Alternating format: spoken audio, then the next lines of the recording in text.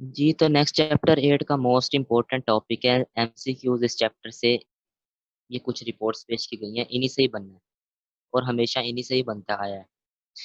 तो इसका टॉपिक का नाम है अदर शॉर्ट रिपोर्ट्स। तो पहली रिपोर्ट है प्रोजेक्ट प्रोग्रेस रिपोर्ट। नाम से ही पता लग रहा है कि ये किस अबाउट है।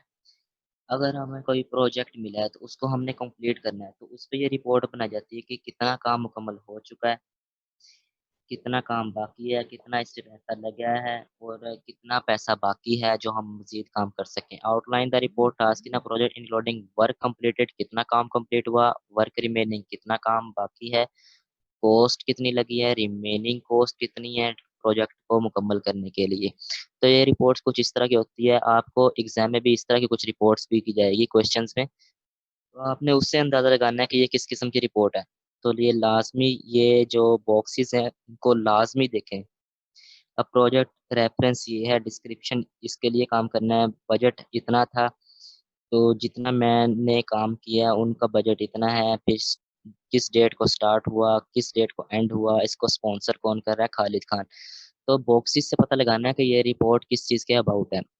फिर है परफॉर्मेंस अप्रेज़ल रिपोर्ट। अब आपके ऑर्गेनाइज़ेशन में बहुत से एम्प्लॉयर्स काम करते हैं, उनकी परफॉर्मेंस को जज करने के लिए रिपोर्ट तैयार की जाती है। Works performance for a particular period with identification of the individual strength. उसमें मतलब क्या काम करने की हिम्मत है, ताकत है, उसमें क्या कमज़ोरी है, ट्रेनिंग की ज़रूरी है, उनकी नीड्स को डेवलपमेंट करना है या व्हाटएवर उनकी करियर प्रॉब्लम जो भी है।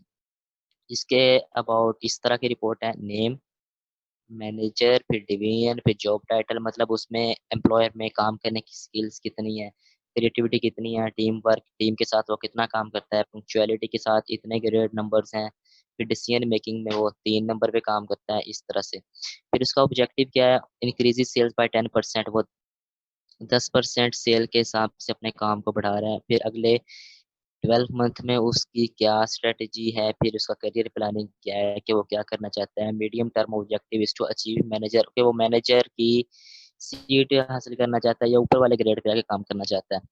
तो नेक्स्ट है फीज़िबिलिटी रिपोर्ट। फीज़िबिलिटी रिपोर्ट होती है कि जब भी कोई नया प्रोजेक्ट स्टार्ट करना है, उसके अबाउट हिकमत अमली बनानी है, क्या ये हमें करना चाहिए, क्या ये करना मुमकिन है या नहीं।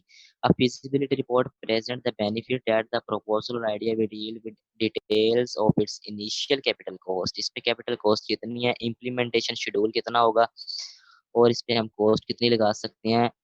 कोई भी रिपोर्ट मतलब इसके जिस तरह फिजिबिलिटी रिपोर्ट लिखी जाएगी कि ये काम करना है तो उससे पहले क्या करना चाहिए, उस मकसद के लिए फिजिबिलिटी रिपोर्ट होती है। इसमें टेक्निकली फिजिबिलिटी क्या-क्या टेक्निकल काम होगा और commercial feasibility, economic feasibility. Here's the sales and marketing report. अब सेल्स आप एक अगर आप तो एक दुकान वाले हैं, आपने कितनी सेल्स की हैं और मार्केट में क्या सेल्स चल रही हैं, इन चीज़ों के अबाउट मार्केटिंग रिपोर्ट होती है। या कोई भी डेली रिपोर्ट आती है कि आज आपने गोश्त इस भाव बेचना है या ये सब्ज़ी का आज रेट इतना है या व्हाटएवर जो भी है। मतलब इसमें से बताया गया sales marketing report provide data of actual sales of various products. ये क्वांटिटीज़ की सूरत में, टेरिटोरीज़, किस इलाकों में किस भाव ये चीज़ें बिक रही हैं। नीचे बताया गया है मीट, अब गोश्त है, पोल्ट्री, ये बजट में इसका इतना हिस्सा है, एक्चुअल में ये इतना बिक रही है और वेरिएंस इतना है। और जो मैनेजर के कमेंट है वो ये हैं, 3 मेजर प्रमोशंस, कितने मेजर्स की प्रमोशंस हैं, ग्रेन्स हैं, सीरियल्स हैं, डेयरी प्रोडक्ट्स हैं। तो फिर एंड में इन सब का बजट निकाला जाता है। जैसे ये 31,000, 32,000, इस तरह से कितना रेवेन्यू हासिल किया गया, कितना नहीं। फिर है chairman's annual report. The chairman annual report present a summarised description of the historical financial performance of. Main topic इसमें यही है, हिस्टोरिकल फाइनेंशियल परफॉर्मेंस किसी भी ऑर्गेनाइजेशन की। इसमें बताया जाता है फाइनेंशियल परफॉर्मेंस कितनी है, कि जो कंपनी का चेयरमैन है ना उसको रिपोर्ट पेश की जाती है कि फाइनेंशियल परफॉर्मेंस हमारी इस साल इतनी रही, 8% पे हमने इतने कमाए, 7% पे हमने इतने कमाए। हमारे कस्टमर किस तरह से काम करते हैं या किस तरह वो चीज़ें लेते हैं हमसे, किस किस भाव लेते हैं, किस भाव नहीं लेते। आवर एम्प्लॉइज़, हमारे एम्प्लॉइज़ ऐसे हैं, उनमें ऐसी स्किल्स हैं और इन्होंने इस आज के दिन, कल के दिन इतने परसेंटेज तक हमारे काम को बढ़ाया है। हमारे काम करने की स्ट्रैटेजी क्या है? ये बैंकिंग सेक्टर्स में मतलब आज कितना कैश इकट्ठा किया है, कितने कैशियर्स हैं, उनका काम क्या-क्या है, वो किस तरह से काम करते हैं। फिर नीचे चेयरमैन के साइन हो जाते हैं कि हाँ, उसने भई इस रिपोर्ट को अप्रूव कर लिया है। अब होती है ऑपरेटिंग रिपोर्ट।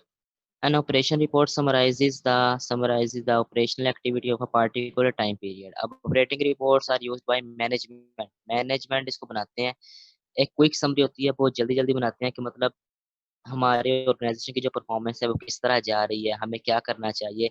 अभी इसमें एग्जांपल है management of an airline might be interested about revenues. वो रिवेन्यूज़ हमने कितनी वसूली की है उस बारे में जानना चाहता है। तो फ्लाइट स्टैटिस्टिक्स ये आज के दिन कितनी फ्लाइट्स उड़ी हैं, ऑक्यूपेंसी रेट्स कितने हैं और पंक्चुअलिटी कितनी है। इसमें हमें फाइनेंशियल में अकाउंटिंग प्रॉफिट कितना हुआ, कैश कितना किया, क्लोजिंग कैश कितने पे हुआ। फिर कस्टमर्स के रेट कैसे हैं, किसी ने कंप्लेन की है तो इन चीज़ों के अब नेक्स्ट एम्प्लॉइज़ हैं तो एब्सेंटीज़्म ट्रेनिंग डेज़ में कितने परसेंट चल रही है, जो न्यू आए हैं उनकी क्या स्ट्रैटेजी है और वो कितनी देर काम कर रहे हैं, किस-किस परसेंटेज पे उन्हें पे मिल रही है। तो फाइनली हमने चैप्टर कंप्लीट किया है। अगर आपको कोई भी चीज़, किसी भी लेक्चर की कोई भी चीज़ समझ नहीं आ रही तो आप हमें कमेंट्स में बता सकते हैं। अगर नहीं तो मेरा नंबर आप डिस्क्रिप्शन में चैनल की हासिल कर सकते हैं और चैनल को सब्सक्राइब करें ताकि आपको हर आने वाली न्यू वीडियो मिल सके। शुक्रिया।